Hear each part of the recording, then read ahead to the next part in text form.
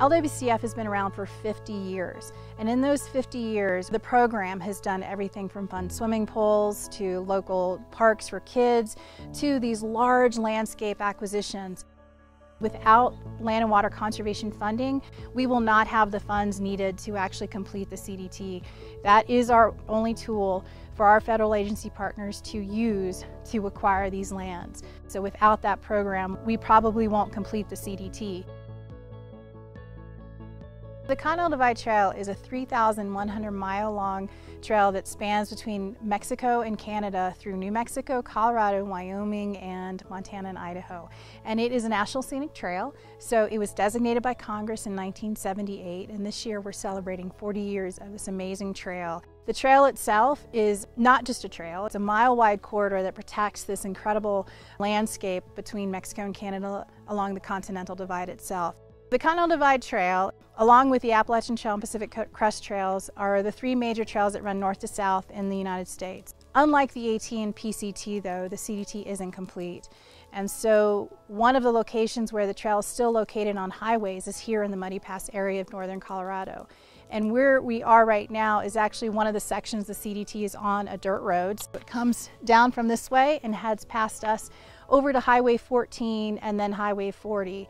And at that point it's actually on a blacktop and on a very busy road stretch. In particular, when it gets onto Highway 40, it's in one of the highest use areas of traffic coming in and out of Steamboat Springs, Colorado. So pedestrians or equestrians, imagine, or even cyclists are stuck on the highway in potentially very dangerous situation. Is so much more than a trail to the people who live here. That's our home, that's our backyard. It feels so much a part of what defines us as a community here that protecting it is inherent into what we believe in. You know, we have a high moral imperative to protect this place that we love. Without land and water conservation funding, we will not have the funds needed to actually complete the CDT.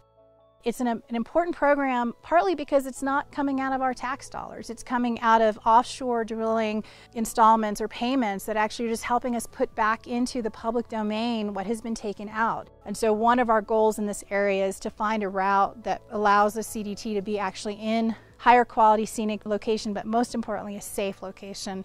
Land and water conservation funding, that is our only tool for our federal agency partners to use to acquire these lands, and that's a critical tool for us. Boy, we'd love to be a part of or support the effort to take the trail off of the road. You know, that 14-mile section really is one of the highest profile sections for the Continental Divide Trail Coalition, and we agree with them, and we're trying to be helpful and supportive of that. And reauthorizing Land and Water Conservation Fund is really critical to that mission.